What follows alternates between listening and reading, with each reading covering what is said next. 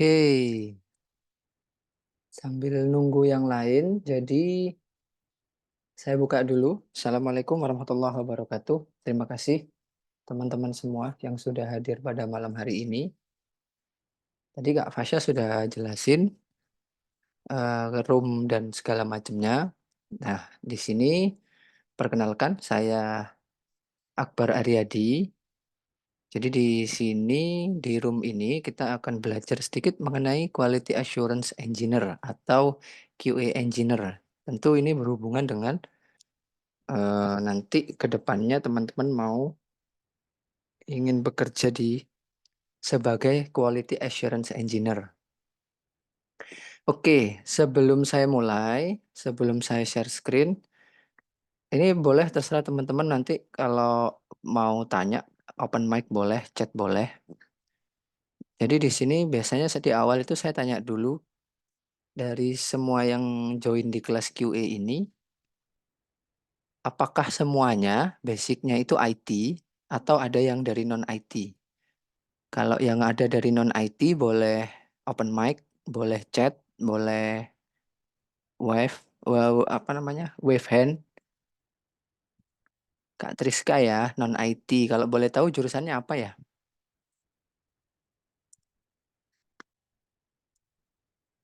Perawatan. Wow, keren. Kok bisa minat di QA? Kenapa ya, Kak? Kalau boleh tahu ya. Biar nanti kita ada pemahaman bersama.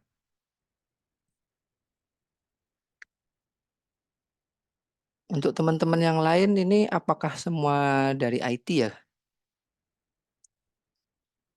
Basicnya bisa coding semua nggak ya? Oh, switch karir. Oke, oke, oke. Oke, ini mungkin dari teman-teman yang sudah belajar di IT, nggak harus kuliah ya, tapi sudah pernah minat di bagian IT, itu mungkin ini pernah belajar, tapi karena di sini kita basic, jadi biar yang teman-teman lain juga bisa masuk, kita coba belajar dulu dari basic. Nanti kalau teman-teman yang tahu sebenarnya basic di IT sudah ada, cuman ini hanya masalah mindset aja. Dikit-dikit coding ya Kak Andreas. Ah, ini banyak banget yang IT juga ya. Nah, di QA itu biasanya pertanyaan yang muncul dari teman-teman itu adalah kira-kira QA itu banyak ngoding apa enggak Kak gitu. Ini tergantung dari sudut pandang. Tapi kebanyakan ini based on practice ya, tidak menjadi acuan utama. Kebanyakan QA engineer itu jarang sekali ngoding. Tapi skill codingnya itu biasanya jago-jago. Karena dia bisa nemukan sampai ke bug yang ada di dalam program. Gitu. Apakah coding itu skill utama? Enggak, tidak. Tapi kalau ada coding, gimana? Itu sangat membantu. Bagus sekali. Karena yang kita pelajari di sini itu masalah QA engineer dalam dunia digital. Oke, saya share screen dulu.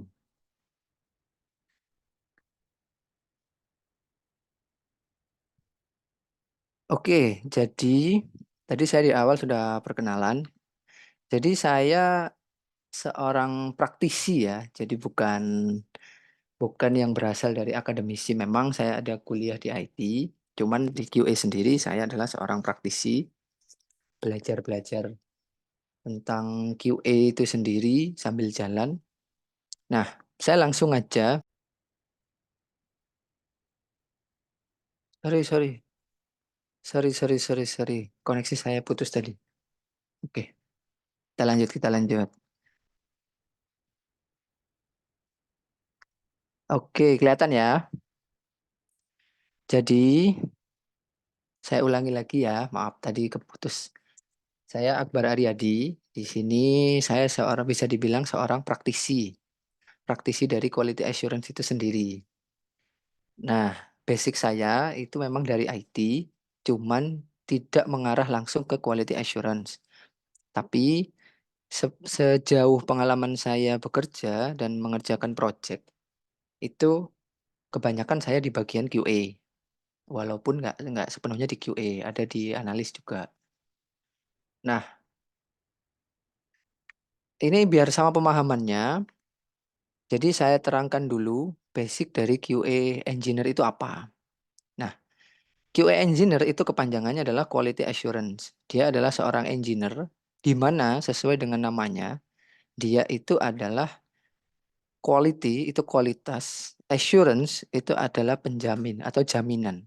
Jadi seseorang yang menjamin sebuah kualitas. Tapi engineer. Nah, quality assurance itu sebenarnya luas, nggak hanya engineer. Tapi di sini kita berfokus kepada engineer-nya. Nah, QA engineer itu apa sih? QA engineer itu adalah seseorang. Tanggung jawabnya apa? Tanggung jawabnya untuk memastikan. Nah, di sini ada kata-kata produk, aplikasi, atau perangkat lunak karena berhubungan dengan software. Jadi, seseorang yang bertanggung jawab untuk memastikan produk itu atau aplikasi itu kalau Android atau iOS atau perangkat lunak software, bisa website, bisa aplikasi desktop, itu sesuai dengan standar kualitas.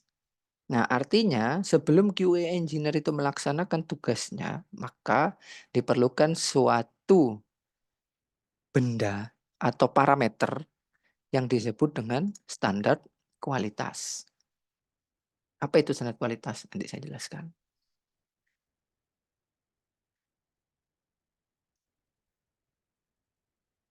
Kemudian eh, Kak Alvan itu di sini ya. Kalau digital marketing kayaknya bisa dicari sih Kak. Kalau nggak tanya Kak Syafanya ya. Oke, saya lanjut.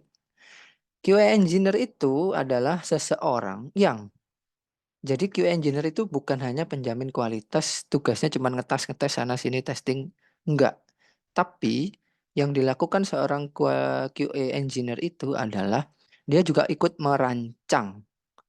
Jadi dia ngedesain iya, memikirkan juga iya, mengimplementasi dan mengeksekusi prosedur pengujian. Nah, poinnya di sini.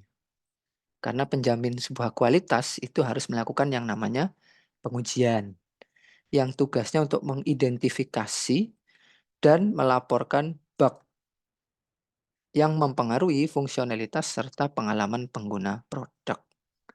Nah, QA engineer itu role-nya sangat luas.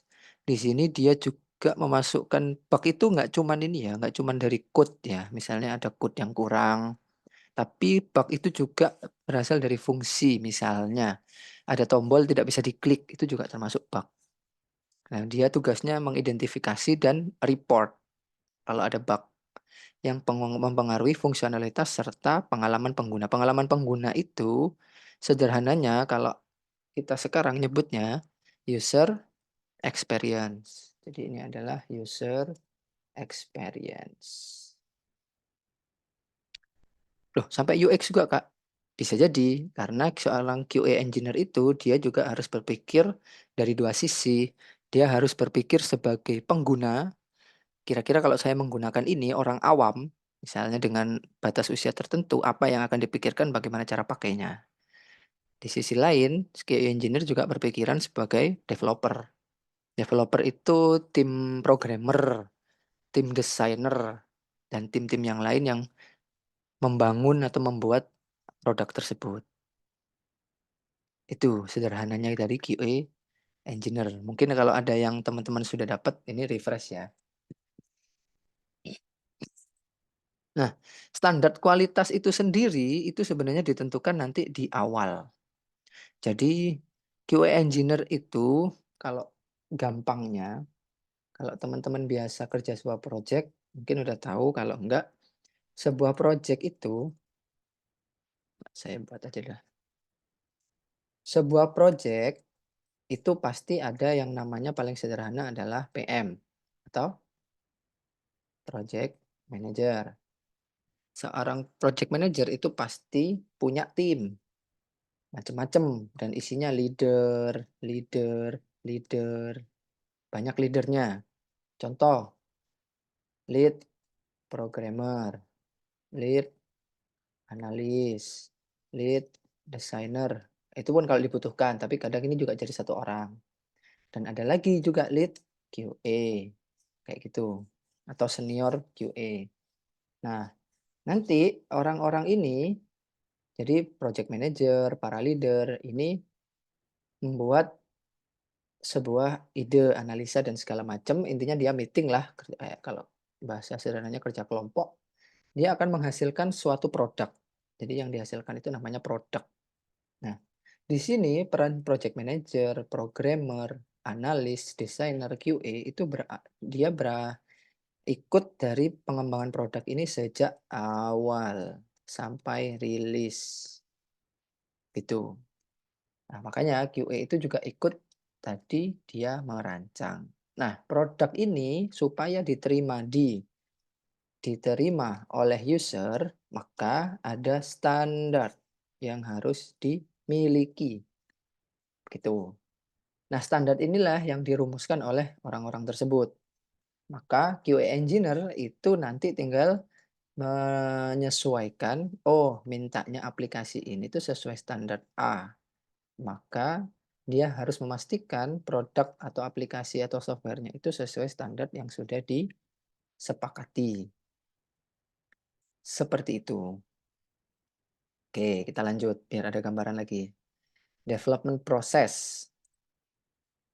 Apa itu development process? Sederhananya, kalau kita tadi sudah mengenal QA itu seseorang yang seperti apa, maka selanjutnya kita masuk sedikit-sedikit dari tahapan pembuatan produk itu sendiri.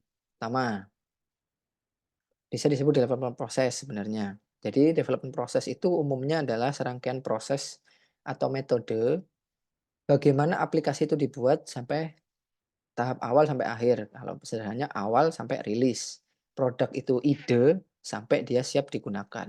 Jadi mainnya di ide dulu sampai jadi output. Seperti tadi contohnya, misalnya nih waktu itu kalau mungkin ini udah sering, katakanlah kita anggap teman-teman sering dengar Pak Nadiem Makarim itu kenapa kok bisa bikin Gojek? Karena beliau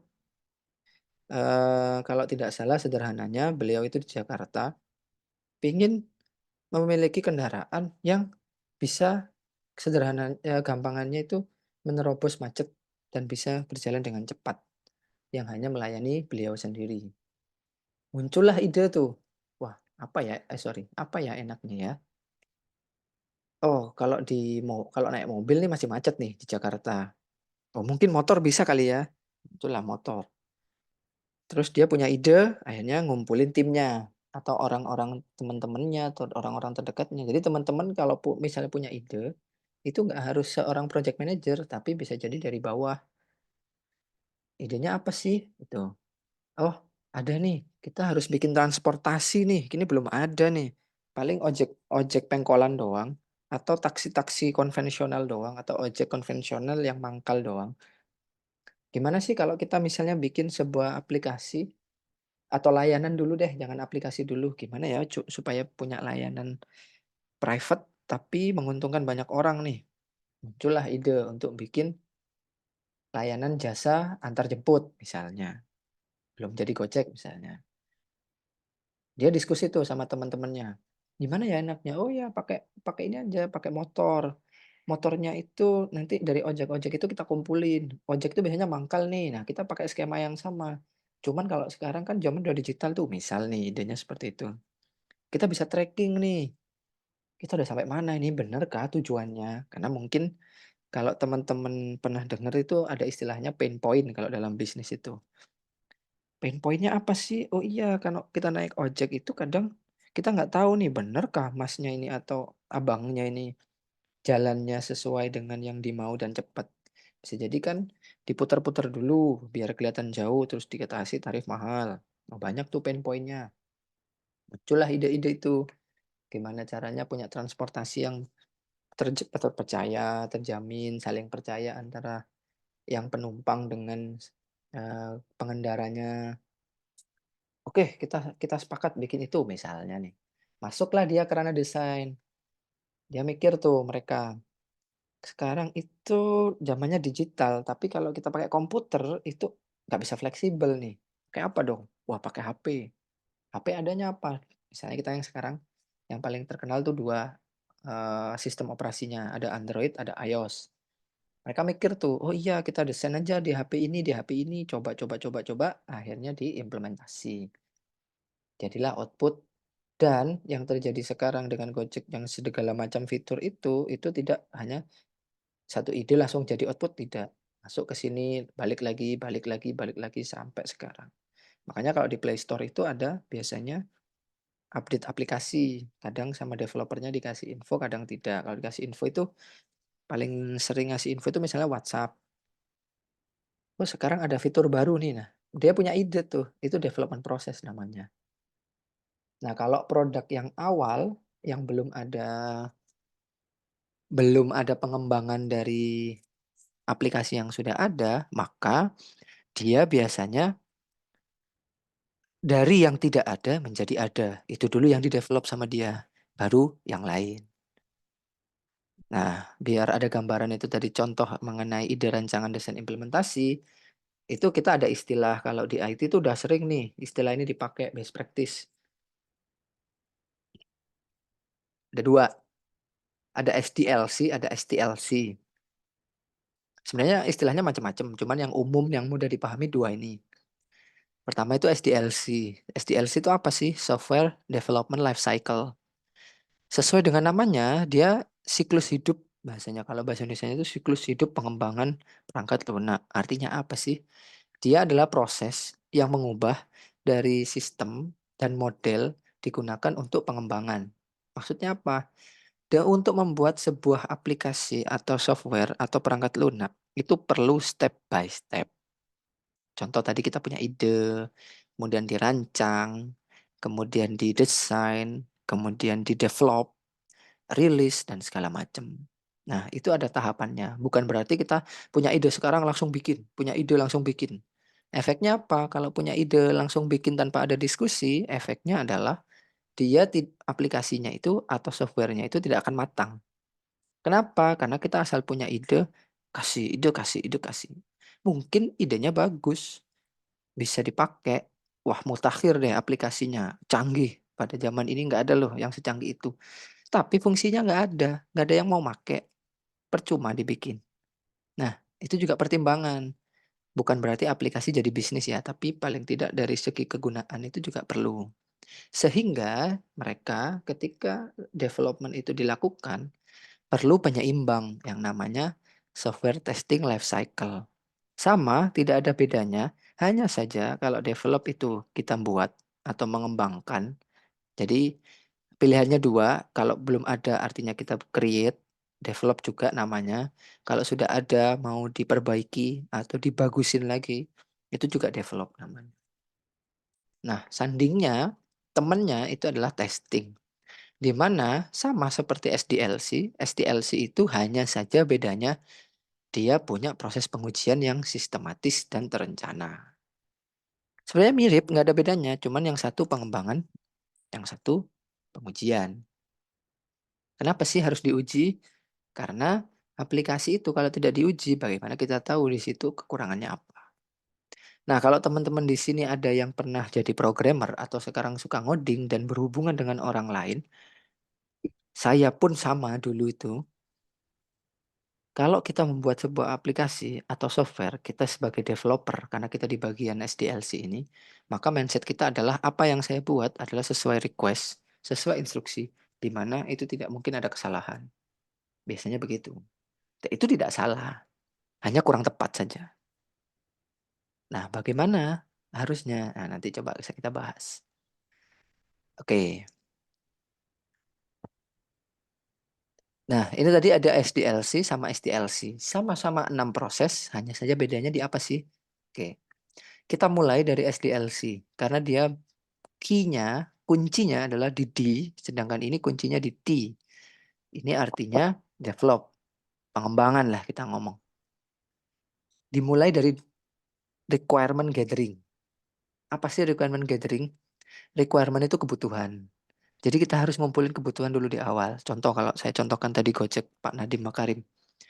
Dia nyari kalau di istilah bisnis itu pain point, kebutuhannya itu apa. Saya butuh transport yang private, yang cepat, yang murah, yang bisa dipantau. Misal, wadah itu ada 4 poin sudah. Belum lagi, waktu itu mungkin belum kepikiran ngantar makanan. Jadi cuma itu aja dulu. Muncullah Gojek. Makanya namanya bukan GoFood dulu kan, namanya Gojek dulu. Oke, saya butuh transport, artinya saya butuh armada. Oke, dari armada pasti ada penumpang. Kalau konvensional, penumpang itu pasti ke, ke pangkalan ojek supaya dapat bisa naik ojek itu. Tapi ini maunya nggak gitu. Ada 2 metode. Saya yang nyamperin, dari penggunanya yang nyamperin, atau ojeknya yang nyamperin. Dibahas di sini. Dianalisa di sini. Oke, saya bisa pesen nih langsung di tempat saya. Artinya perlu ada sinkronisasi antara si driver yang punya armada tadi dengan pengguna. Difasilitasilah dia dalam sebuah aplikasi yang namanya Gojek tadi. Di-create lah, dianalisa. Kira-kira apa ya yang dibutuhkan? Oh, kalau mau pakai Gojek, dianalisa lah di sini. Berarti saya butuh tahu posisi saya sebagai pengguna Gojek itu, saya ada di mana. Oh, berarti harus tahu lokasi terkini. Muncullah di sini nanti GPS lah, pakai Google Maps lah, apalah di sini. Current current location. Oke, bagaimana caranya driver itu bisa tahu kalau saya harus nyamperin orang ini? Muncullah misalnya logik-logik driver terdekat yang dapat lah, atau driver yang belum dapat nanti dapat lah, dan segala macam logikanya atau tawarannya. Masuk, oke, kita sudah dapat, kita sudah analisa, kita desain. Tampilannya seperti apa, posisi tombolnya di mana. Nah, ini tugasnya tim UX juga bisa masuk di sini. Oke, sudah sepakat, maka dikasih ke tim programmer, proses coding. Nah, programmer itu sebenarnya juga punya QA sendiri dianya, tapi ini bergantung lagi kepada perusahaan. Kalau perusahaan kecil biasanya programmer sendiri, QA sekaligus testing nanti ada di sini. Itu tidak ada masalah. Terkadang memang seorang QA juga programmer, tapi itu tidak disarankan supaya tidak double job. Karena rentan seorang seorang programmer itu biasanya punya idealis. Jadi ketika dilakukan testing itu masih kurang pas. Jadi seharusnya orang tester dengan developer itu harusnya orangnya beda. Supaya bisa tahu dari beberapa sisi. Nah, tadi lanjut setelah dibuat, dites. Nah, dites ini kalau sudah cocok, dia di-deploy, dirilis nih. Dirilis dan segala macam. Kalau sudah rilis, dia kok balik lagi ke sini? Ya, kalau ada pengembangan.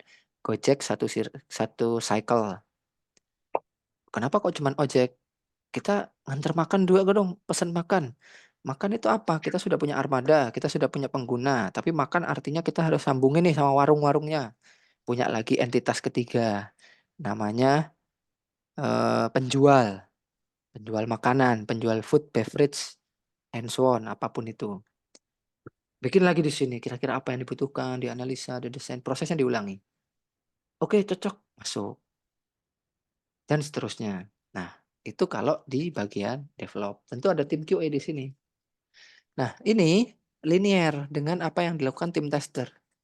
Setelah requirement gathering, maka tim QA itu harus melakukan requirement analysis juga. Makanya tadi ada QA leader. Dia akan menganalisa kira-kira ini dibutuhkan apa tidak. Kira-kira orang akan berpikir seperti ini apa tidak. Bisa jadi kita yang sebagai penggagas atau yang orang yang punya ide, itu wah idenya udah macam-macam. Padahal sebenarnya pengguna itu nggak butuh itu. Nah, itu nanti bisa jadi rem. Yang ngerem siapa? Tim QA. Maka requirement yang udah didapat itu harus dianalisa. Ini prosesnya terpisah, tapi ini dan ini bareng, dan ini bareng, kayak gitu-gitulah. Kemudian setelah requirement-nya dianalisa, maka pada saat proses analisa itu sendiri dilakukan namanya test planning. Jadi pada saat analisa, oh ya tadi kan contoh analisanya, daripada saya ke pangkalan, mending saya yang order di sini. Berarti harus current location nih yang didapat. Nah, nanti dites, di planning tuh sama tim QA. Bagaimana caranya supaya dapat current location berarti saya harus pakai mungkin HP sekarang yang populer tuh Android Ice Cream misalnya waktu itu. Berarti sistem GPS-nya harus apa? Dia harus analisa tuh GPS yang apa, pakai browser apa, kalau dia pakai browser atau pakai OS Android yang apa, tipe merek atau vendor dari pabrikan HP-nya apa, itu juga dia harus ngetes supaya tahu kalau user pakai ini bisa jadi lancar. Pakai Samsung oke, pakai Xiaomi ya so-so lah bisa. Tapi kalau pakai Huawei kok kurang. Nah, itu dia juga harus nyari tuh. Tapi takutnya ternyata penggunanya terbanyak nanti di bagian Huawei. Nah, itu juga harus dites. Nah, setelah itu selesai, maka dibuatlah desain. Dia juga ada tes desain namanya. Dia mikir nih, misalnya nih, kalau sekarang kan di Gojek itu location terkini, dijemput di mana, diantar kemana dalam satu tampilan. Mungkin dulu awal-awal itu enggak, kita pilih aja dulu lokasi kita di mana, terus kita next nih. Setelah kita next, kemudian kita eh, pilih lagi kita mau kemana. Nah mungkin QA-nya nanti bisa usul. Kalau seperti itu mungkin kurang efektif ya. Mending kita pilih bagaimana. Nah itu nanti di desainnya bisa dites. Nah, ketika di code ini kan umum. Jadi paling banyak dua kalau sekarang kita pakai mobile, Android sama iOS. Maka environment setup itu kita butuhkan pada saat testing, seperti yang saya jelaskan. Kalau dia website, sediakan web browsernya. Website nanti lebih kompleks lagi, harus pakai PC misalnya, harus pakai laptop, harus pakai HP, HP yang sekian inch, pakai tab. Nah, itu juga harus dilihat. Itu namanya environment setup. Environment itu kan lingkungan.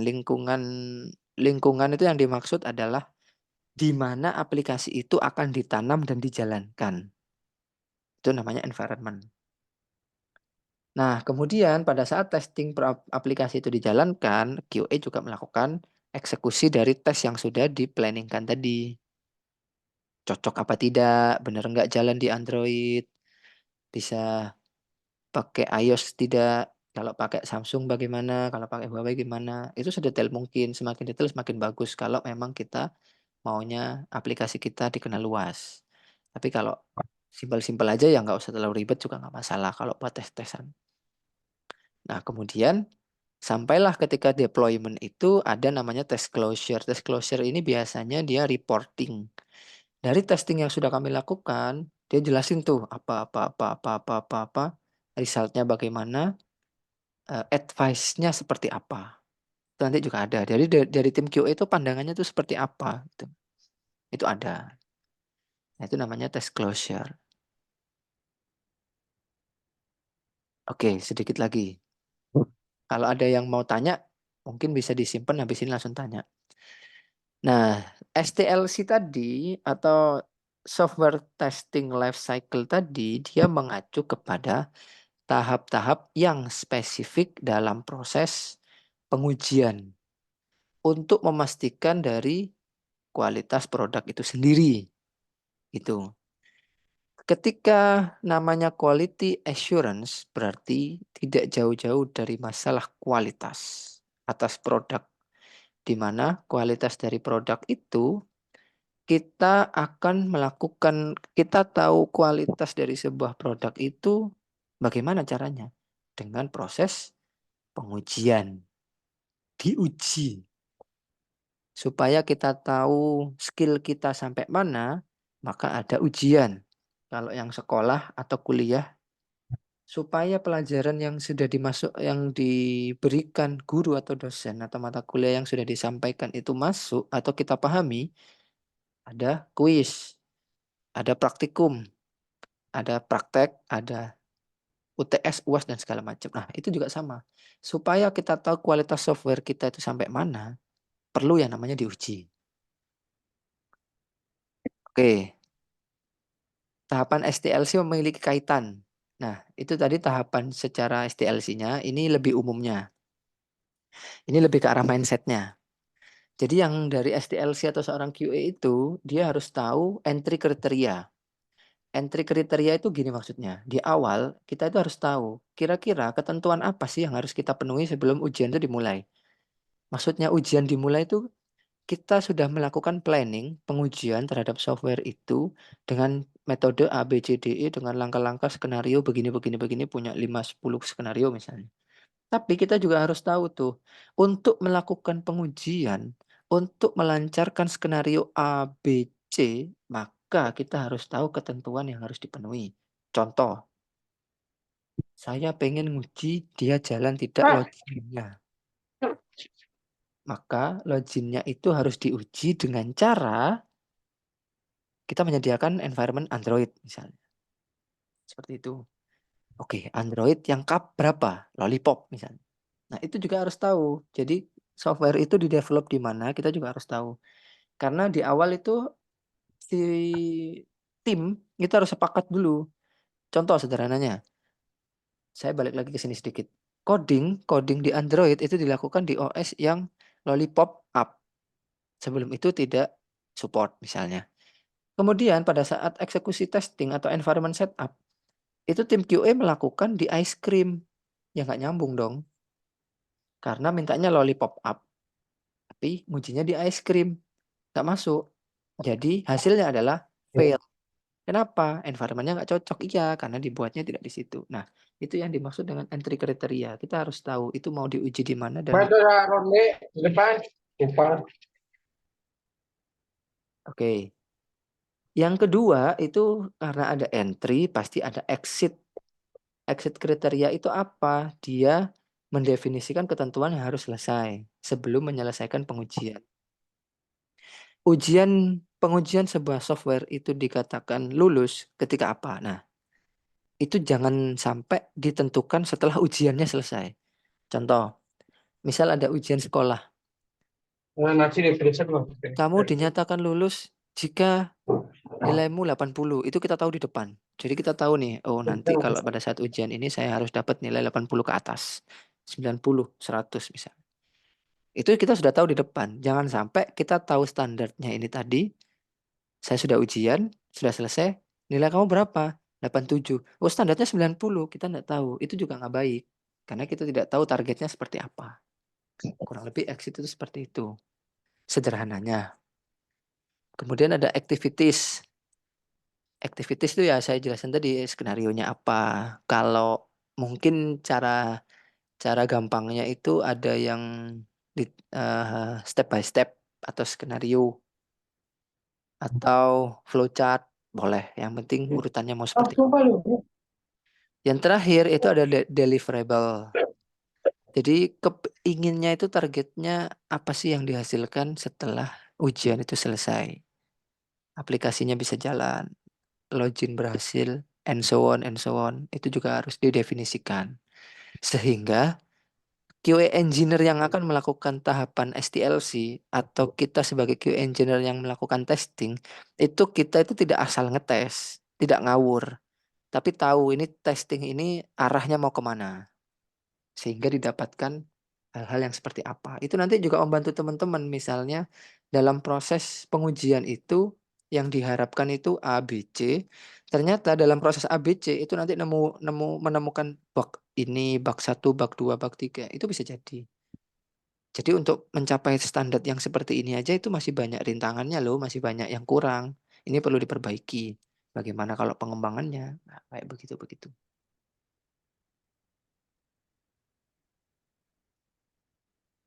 Nah, itu dulu mungkin sudah masuk jam tanya jawab. Sebelum saya buka, jadi Kak Anita di chat itu sudah kasih link ke teman-teman. Jadi selama 5 hari ke depan, jangan lupa untuk join terus di program 5 days free course ini. Nanti setiap akhir sesi, entah sekarang atau sampai setengah 10, nanti teman-teman jangan lupa absen. Supaya di hari Jumat bisa dapat sertifikatnya. Oke, saya buka untuk Q&A. Silakan yang mau open mic boleh. Kalau malu pakai chat boleh. Jadi ini saya nanti codingnya nanti aja dulu. Kita pengenalan aja dulu. Tapi kalau ada teman-teman yang sudah bisa, sudah pernah dapat ini dan mau sharing, silakan. Tidak hanya tanya. Oke, ini dari Kak Ical nih, ada tanya. Mau nanya bedanya QA manual dan automation itu apa? Oke, ya sebenarnya belum ke sana tapi nggak apa-apa, saya kasih gambaran dulu. Sebenarnya sederhananya itu sesuai dengan namanya, testing itu punya banyak metode.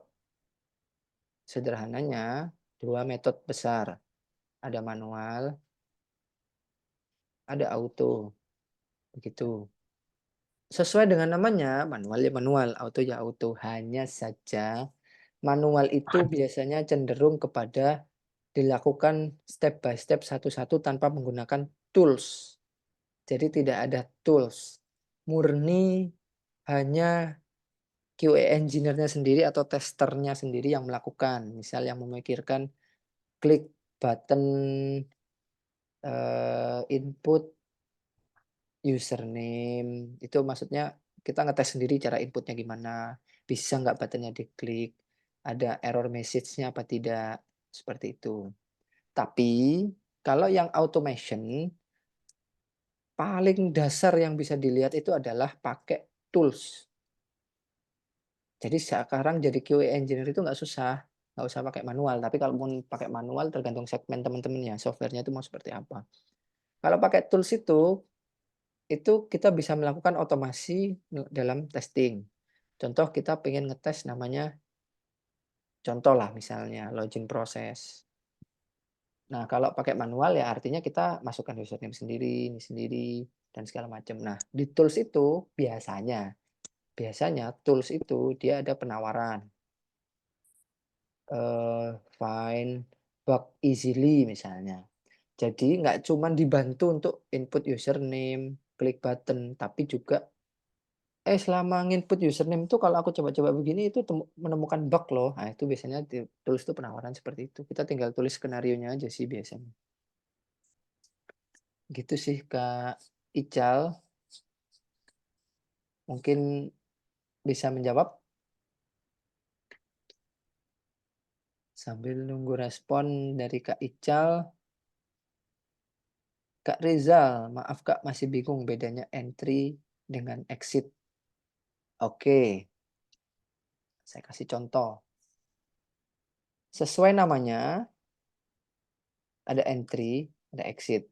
Berarti ini awal, ini akhir.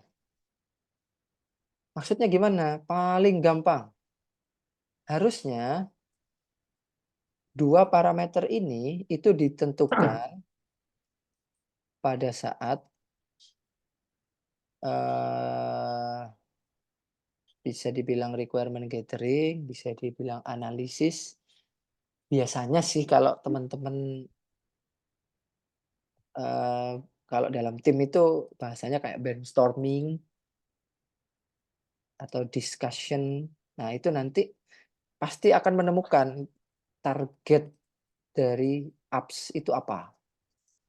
Sehingga kalau target dari apps itu misal dia ingin menentukan yang namanya, dia ingin menentukan aplikasi ini bisa dipakai semua orang yang punya HP Android, maka di awal itu juga harus disebutkan bahwa entry, entry entry kriteria adalah all OS Android misalnya. Exit-nya apa? Contohnya can run smoothly in Android OS. Oh, Contoh contoh ini umumnya aja, tapi sebenarnya tidak sederhana, ini tergantung dari aplikasinya. Nah, maka di awal ketika seorang tester itu tahu kalau ini kriterianya adalah Android OS, maka dia nggak akan aneh-aneh nyoba di iOS, karena nggak akan jalan. Nah, itu bedanya entry sama exit. Jadi entry itu Entry itu bahasanya kalau bahasa anak IT itu Iya, tunggu. Bentar, Pak. sistem atau minimum recommended lah, recommended requirement lah bahasanya. Kalau exit itu ya goals gitu. Kadang ini sepele sih sebenarnya, kita kan ya saya maunya di semua OS, di semua Android bisa jalan, tapi kita tetap harus define supaya tim tester itu tidak bingung. Gitu mungkin Kak Rizal. Oke, terus ada Kak Sri. Kak Sri Dewi mau nanya dong, untuk locker kan biasanya Eh, eh, eh, eh. Mau apa? langsung jelas Gak usah tuh aneh-aneh tuh, Dek. Awas, santai. dibuat position dibutuhkan QA manual, QA automation. Jadi kalau lockernya kita buat QA engineer berarti harus siap jadi seorang QA manual, bisa kita automation. Begitu Kakak. Ya betul. Seperti yang saya jelaskan di awal, QA itu memang sederhananya dia nggak jauh-jauh dari seorang tester. Tapi biasanya locker itu kadang aneh-aneh. Saya maunya QA manual. Oke, tapi kita maunya automation. Nanti kalau automation itu syaratnya aneh-aneh. Misalnya bisa pakai tools A, tools B, misalnya. Itu macam-macam. Yang paling sering itu Notion misalnya gitu. Karena mereka biasanya mungkin pakai Notion. Berarti kita harus jadi seperti apa sih? Jadilah keduanya. Karena kalau sama mungkin belajar motor atau belajar mobil itu sama sih. Mau dari otomatis dulu, terus manual dulu jadi otomatis, itu tidak ada masalah. Karena kalau bisa dua-duanya, itu lebih fleksibel. Termasuk, ini kan istilah doang nih, umumnya manual sama otomasi. Kadang ada gini, dibutuhkan QA engineer khusus bahasa PHP, Vue.js, kadang gitu. Nah, artinya apa? Berarti orang ini bisa jadi lockernya itu butuh QA manual atau QA automation yang basicnya dia bisa coding nih, atau minimal bisa baca coding lah. Ngoding ya nggak tahu, nanti itu tergantung perusahaannya. Minimal dia itu bisa coding dua inilah. Karena pastinya dia nggak akan cuman diminta untuk testing fungsional atau black box. Pastinya nanti dia diminta untuk ngecek bug dari program. Nah, kebanyakan seperti ini. Terus kalau mau jadi QA engineer gimana, Kak? Kalau kalian punya ini, bisa ini, punya ini, misalnya bahasa tertentu, itu sudah bagus tuh. Bisa jadi modal.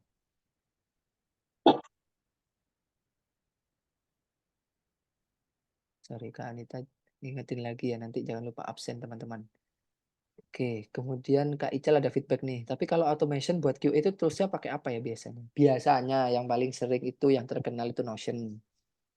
Biasanya. Tapi apa nggak banyak? Banyak. Sekarang tools itu banyak dengan tawaran masing-masing. Belum lagi kalau yang kalian premium lah misalnya. Itu juga ada.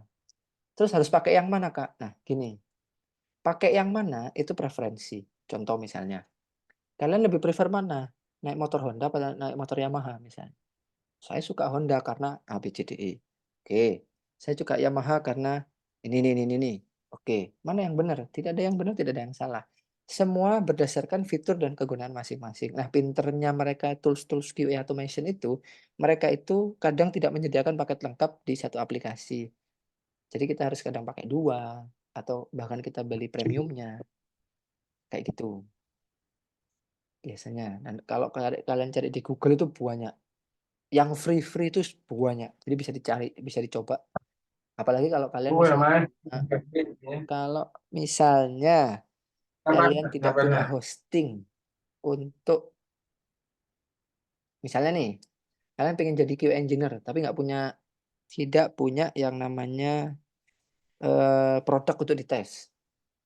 Terus caranya gimana? Bikin aja di GitHub, simple website misalnya. Jangan aplikasi Android dulu. Tapi kalau kalian bisa ngoding, boleh, silakan. Terus cari tools QA yang automation. Nah, coba tuh, bisa nggak dipakai GitHub-nya? Biasanya mereka ada yang menyediakan, ada yang enggak, macam-macam. Kadang tidak bisa GitHub, harus pakai premium, itu juga ada, macam-macam sih.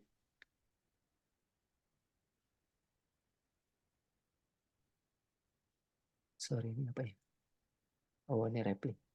Untuk bahasa pemrograman yang biasanya dipakai QA itu biasanya paling banyak digunakan itu apa ya, Kak? Sama kalau QA itu apa ngetes API juga ya? Oke. Oke, Kak Endro, terima kasih atas pertanyaannya. Jadi biasanya language-nya apa? Kalau saya sering lihat Locker sekarang itu biasanya Laravel karena isunya yang mereka pahami itu security-nya dia powerful. Tapi ya itu preferensi lagi-lagi itu preferensi tergantung dari kebutuhan. Desktop juga bisa. Kalau nggak PHP, biasanya mereka JavaScript. Ini biasanya ada yang nulis JavaScript gini, ini untuk general. Tapi ada yang minta view, ini bacanya apa sih? View.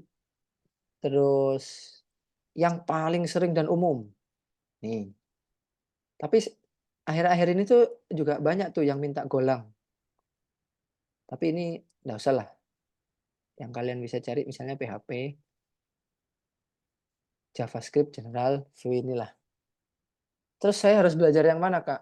Nah, kalau kalian punya waktu, karena sekarang itu masih orang-orang tuh mindset-nya dia adalah website, maka cari yang sekiranya kalian itu bisa comply di semua. Contoh, website itu pasti diakses di semua environment. Karena perusahaan-perusahaan masih pakai PC, pakai laptop. Berarti masih pakai website. Biasanya sekarang itu yang paling sering layanan yang disediakan itu adalah integration data. Apa itu? Data yang saling berintegrasi. Saya buka di HP, saya buka di web, Google Chrome, saya dibuka di Mozilla. Saya melihat data yang sama walaupun device-nya beda-beda. Maka kalian harus cari. Berarti dia harus punya skill Ngapain integrasi. Mas? Ngapain? Cara Kamu paling bikin nasi gampang goreng. itu gini, Simpan, simpan, simpan. Android atau iOS. Simpan tenang. Atau kita bisa bilang mobile. Nah, ini nanti bisa jawab pertanyaan Kak Endro. Apakah QA juga ngetes API? Betul, karena kita pakai website iOS, Android, even misalnya website ke website, still need API. Apalagi yang ini pasti butuh API. Saya misalnya nih, yang punya Traveloka waktu itu, orang itu kalau mau pesen kereta ke KAI, pesen pesawat ke Citylink atau Garuda atau lain segala macam. Pesen hotel harus ke web hotelnya. Kenapa nggak kita jadi marketplace untuk mereka semua? Misal, oke, gimana caranya ya? Ngumpulin data semuanya. Kalau biasanya sih saya logikakan itu biasanya gini, orang yang punya kayak Traveloka, Shopee, anggap aja kita itu punya tanah, terus kita bikin mall. Habis itu kita undang tuh, kamu penjual, ayo ayo masuk sini. Ini tak kasih 1 petak, 2 petak, 3 petak. Jual baju, jual apa, jual di sini. Setelah jual, otomatis nanti kamu dapat traffic atau pasti ada pengguna atau pengunjung yang datang untuk beli barangmu. Masuklah kita ke Shopee. Sebenarnya kan logikanya sama. Shopee dengan mall fisik itu sama, hanya saja Shopee itu digital. Mall ya kita bisa lihat mall bangunannya. Nah, di situ pasti ada proses namanya integrasi.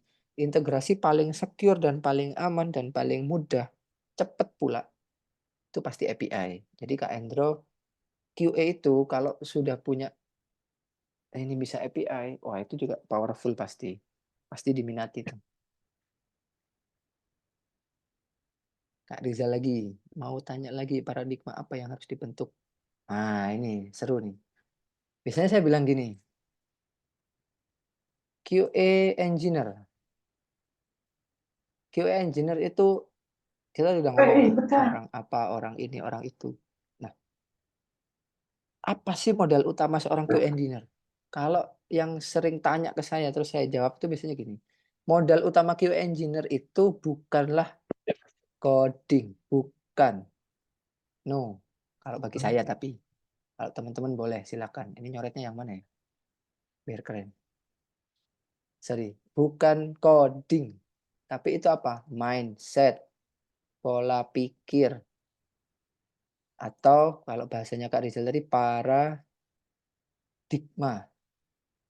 Paradigma yang seperti apa yang harus dibangun? Yang harus dibangun itu adalah kalau teman-teman tahu Bitcoin, dia itu pakai yang namanya metodologi lah kita sebut ya, blockchain.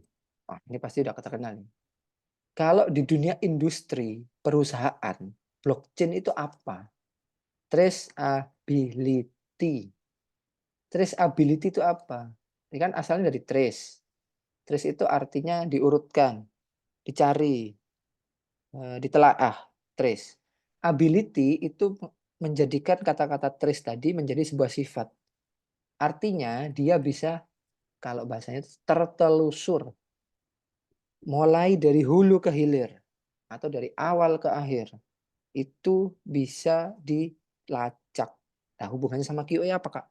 QA itu harus punya pola pikir bahwa dalam satu set skenario atau satu flow program itu dijalankan, software itu dijalankan, maka kita juga harus bisa mikir bahwa awalannya tadi seperti apa, hasil akhirnya itu bagaimana.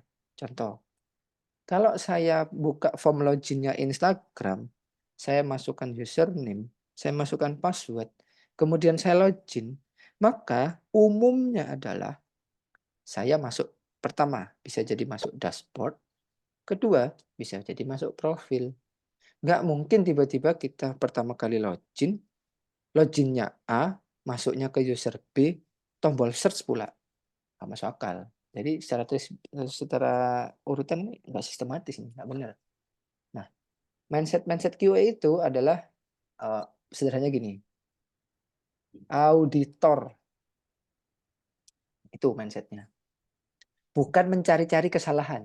Tidak. Ingat ya, biasanya negatifnya auditor itu mencari-cari kesalahan. Supaya apa? Biar programmernya dimarahin. No, tidak boleh. Yang benar adalah kita mencari kemungkinan, bug itu apa ya bahasa Indonesianya sebenarnya? Mencari kemungkinan kesalahan pada program atau produk itu. Karena mindset kita, kenapa kita harus mencari kemungkinan kesalahan pada program? Bisa jadi programmer itu sudah bikin sesuai prosedur, tapi dia tidak tahu kalau sebenarnya ada lubang-lubang atau vulnerability yang muncul dari program itu. Bisa diserang, bisa dihack, keamanannya kurang. Maka itu kita harus tahu, itu seorang QA itu harus tahu. Supaya kita bisa bahasanya adalah membantu, bukan membantu ya, kita mencegah terjadinya produk cacat. Contoh, jual baju. Ini kita sederhananya lah, anggaplah perusahaan baju itu punya QA engineer lah. Tugasnya QA apa? Dia akan lihat kain bajunya, benarkah bolongnya di kepala, di tangan kanan, di tangan kiri, di kaki. Jangan-jangan bolongnya di perut tapi kakinya nggak ada bolongan, atau tangannya tidak ada bolongan sehingga tidak bisa gerak, atau malah bolongnya di punggung, atau ada lubang sedikit di kaki. Nah, itu kan jadi cacat, tidak bisa dijual. Nah, hal-hal seperti itu yang harus kita punya. Sri lagi, perusahaan sekarang kan udah banyak yang mencari automation. Apakah sering berjalan waktu tidak dibutuhkan lagi? 50-50 kalau menurut saya sih. Karena sepengalaman saya sih automation itu hanya akan mempercepat kerja kita sebagai QA. Tapi secara garis besar yang masih kita lakukan itu adalah manual sebenarnya. Tapi hal-hal manual itu kita tidak harus melakukan satu persatu, tapi langsung dibantu oleh tools. Itulah kurang lebih. Oke, ada lagi dari Kak Rizal, Kak Ical, Kak Sri, Kak Endro. Ada feedback atau teman-teman yang lain juga boleh. Boleh Kak, mau tanya Kak, Ya, tadi kalau kita ngomong QA, Sorry Kak Rizal. Suaranya kayak robot, sorry. Coba diulangi.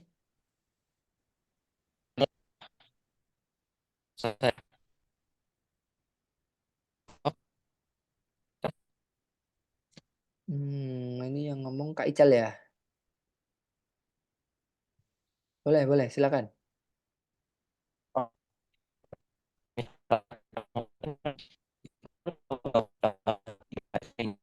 Masih ini ya? Sorry.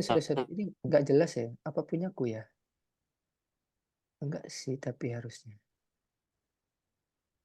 Jadi masuknya kayak robot. Kalau yang lain dengarnya normal nggak ya?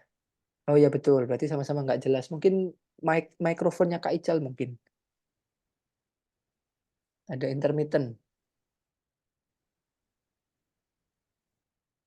Kalau enggak, ini aja Kak Ical, di chat aja nggak apa-apa. Kalau memang mikrofonnya ada gangguan.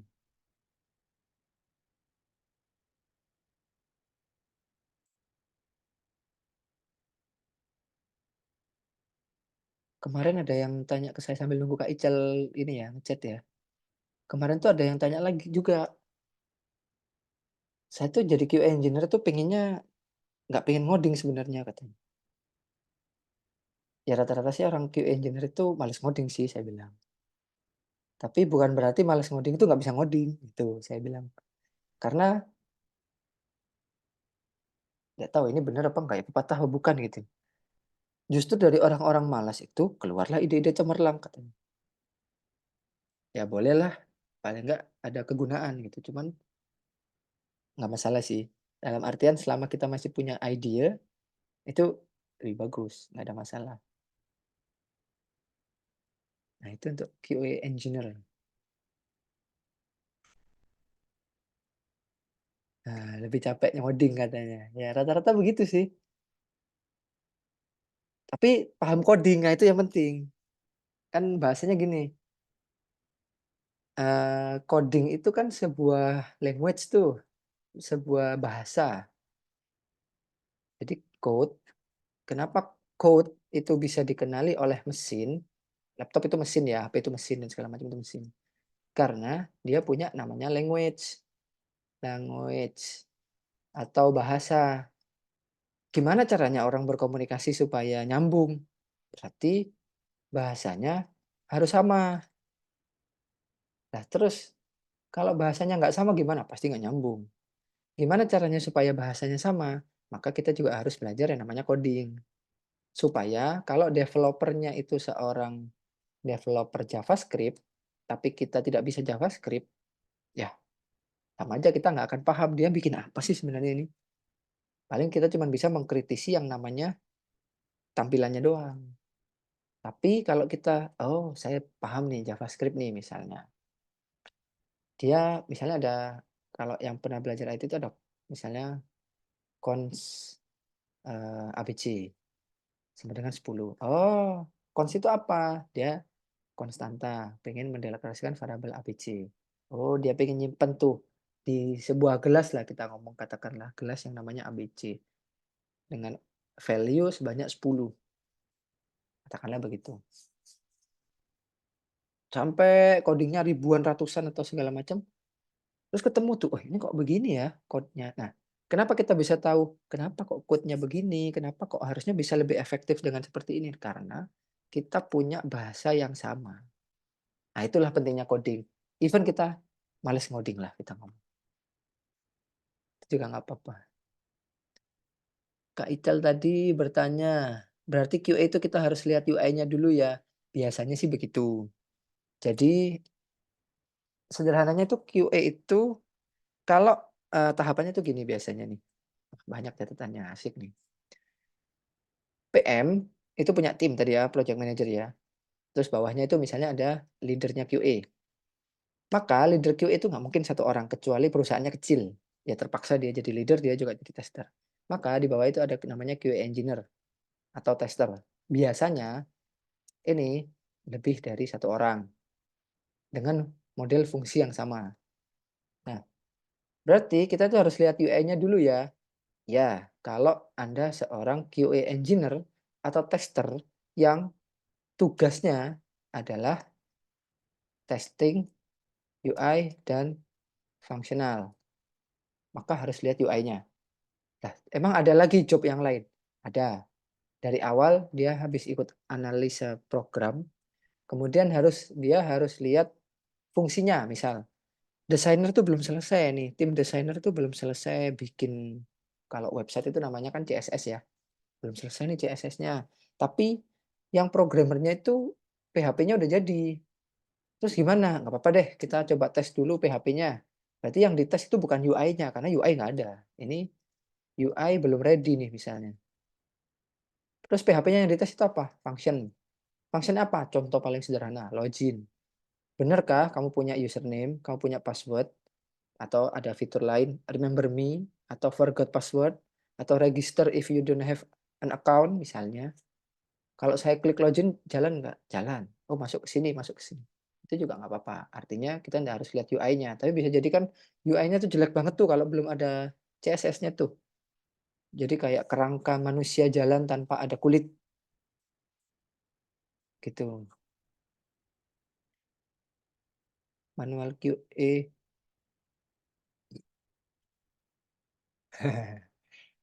Ya, kalau Kak Sri ini ya ada benernya. Cuman memang perusahaan tuh biasanya lebih lebih suka yang efektif.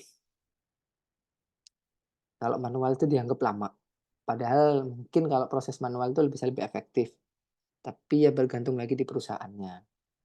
Kadang mereka, nggak apa-apa kamu nggak paham manual, nggak apa-apa kamu nggak paham eh, apa namanya coding. Yang penting kamu bisa ngetes lah, ikut ini skenario-nya ini udah ikut aja. Kadang begitu. Kamu bisa pakai tools, bisa. Tapi sebenarnya dia nggak paham tuh tools itu untuk apa. Tapi yang jelas ketika dia masukkan A, keluarnya sesuai. Itu juga ada sih. Di lapangan ada seperti itu. Itu plus minus tergantung orangnya bisa survive apa tidak. Tapi harus nyoba sih memang. Yaitu Kak Ical sama Kak Sri. Ada yang lagi yang lain?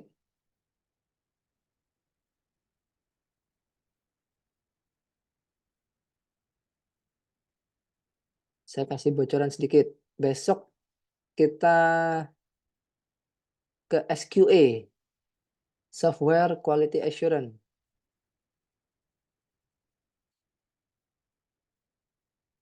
Besok teman-teman siapin bahannya. Apa yang harus disiapin? Coba cari.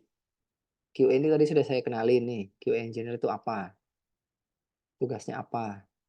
Nanti masuk lagi tuh ke hal-hal teknis tuh, QA, QA. Kira-kira di QA Engineer itu setelah dia melakukan testing, itu apa sih yang harus dilakukan lagi? Nah, itu nanti ada tuh step-stepnya. Coba dicari-cari malam ini. Besok kita sharing lagi. Kalau saya sih lebih senang gitu. Jadi sampaikan dikit teori, baru nanti kita tanya jawab aja yang banyak. Rencananya di dalam 5 hari ini nanti saya juga ada sedikit live coding, tapi itu kalau dibutuhkan aja. Kalau memang lebih banyak, lebih suka brainstorming, diskusi, main-main logik, ayo, saya, ayo aja mah, gas, gampang. Sudah? Biasanya kalau manual harus ada evidence, ya kalau automation itu gimana? Sama sih. Automation atau manual itu sama, harus sama-sama harus punya evidence. Karena evidence itu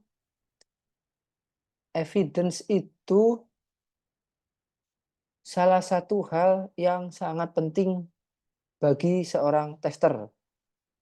Sederhananya, bagaimana cara kita membuktikan kalau kita sudah melakukan testing tanpa adanya evidence. Nah, gitu. Mau automasi, mau manual, semua butuh evidence. Pasti. Boleh dong Kak di-spill nanti codingnya. Ya, tapi mungkin codingnya kalau nggak PHP ya JavaScript aja lah. Yang basic-basic aja lah. Kadang itu saya pernah tahu kok Locker itu ya pinter-pinter cari aja sih. Dia malah cari ini. Nggak perlu yang bisa coding. Yang penting bisa testing.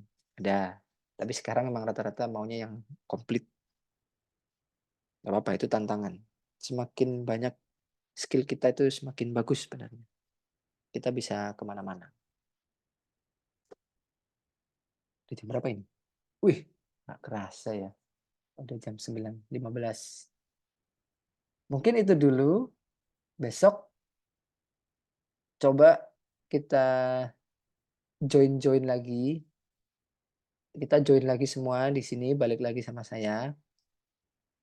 Pertanyaan boleh, teman-teman mau ada pertanyaan, mau ada diskusi, siapa tahu malah yang di sini lebih jago daripada saya masalah QA. Kita sharing, nggak apa-apa. Nanti kita share-share. Mungkin saya kurang paham istilahnya nih. Wah, ini harusnya istilah ilmiahnya ini nih, Pak. Tapi saya lebih banyak ke praktek juga nggak apa-apa. Boleh. Siapin aja buat besok. Kalian mau tanya apa? Kalian mau bahas apa di QA? Ayo, kalau masih ada waktu, kita bahas besok. Masih ada hari Selasa, Rabu. 4 hari ke depan masih ada. Tadi apa? Kita harus rapin codingnya, Kak. Ya, besok lah tipsnya. Coba saya catat dulu ya. Iya, ini seru sih. Cuman kalau kita terusin bisa-bisa nggak 5 hari nih kita ini, Kak Ilham. Bisa-bisa kita sampai subuh nih kita ini. Nggak jadi 5 hari malah. Rapihin coding ya. Oke, apa aja ya tadi ya. Coba saya rangkum dulu. Ini menarik nih, evidence. Eh, saya ngomongnya code beautify lah. Ini mindset perfeksionis. Apalagi ya? Eh, itu dulu aja deh. Sebelum masuk ke software QA. Itu dulu. Coba besok. Ini nanti saya save. Besok saya tampilin lagi yang ini. Saya review dulu pastinya. Kita bahas apa. Ini materinya nanti coba saya tanya dulu ya. Soalnya ini kan ada coret-coret nih. Apa saya share mentahan begini atau enggak. Nanti bisa saya share kalau boleh. Nanti langsung saya share aja. Biasanya saya share nanti. Nah, ini kalian bisa lihat nggak ini tab-tabnya ini. Nah, ini apa. Besok aja lah. Masih ada waktu banyak. Ada bug, ada test case. Nanti coba saya share materinya, coba saya rapin dulu deh. Di akhir acara atau nanti ini mau di-share kah? Kalian mau ini kah? Tapi kita nggak punya grupnya ya. Bentar. Isinya apaan ya? Udah ada semua ini.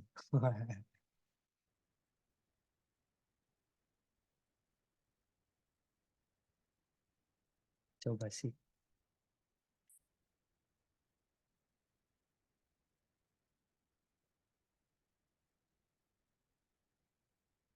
Gini aja. Saya harus tanya ini dulu deh. Dari tim tim dulu. Kalau boleh, besok saya share. Saya janji besok saya share kalau boleh. Saya tanya dulu aja. Iya sih, ada sih sebenarnya. Tapi kan itu grup umum ya.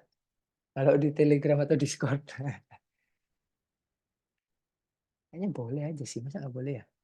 Besok deh, saya share besok. Saya tanya dulu deh nanti ke tim Edward.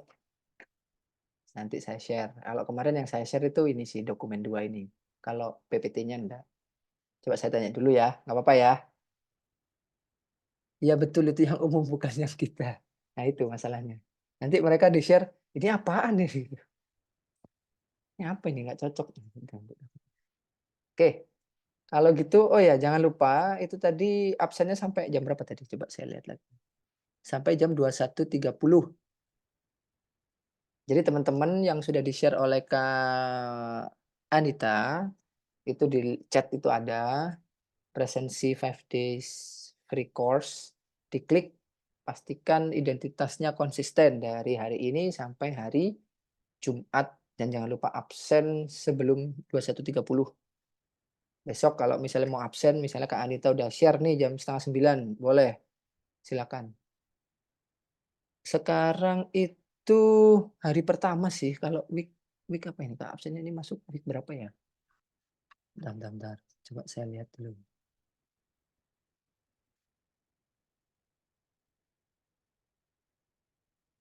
Oke.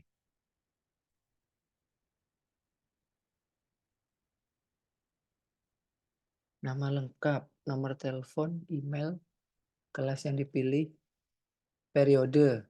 Oh, weeknya nggak ada ini ya. Oke. Coba aku. Iya, weeknya nggak ada, adanya 1/5. Coba kalian tunggu dulu ya, jangan leave dulu. Tapi ini aku close dulu ya. Saya tanyakan dulu ke Kak Anita. Nanti isi lagi aja mungkin nggak apa-apa kali. Soalnya nggak ada itu yang tanggal hari ini nggak ada. Yang terakhir ini tanggal 1 itu. Oke, thank you udah mau join kelas QA. Tapi jangan leave dulu. Nanti keluar dari breakout room aja. Coba kita tanya di sana absennya kok nggak ada yang week hari ini ya gitu. Apakah boleh pakai week yang sekarang? Week yang terakhir week 1 April.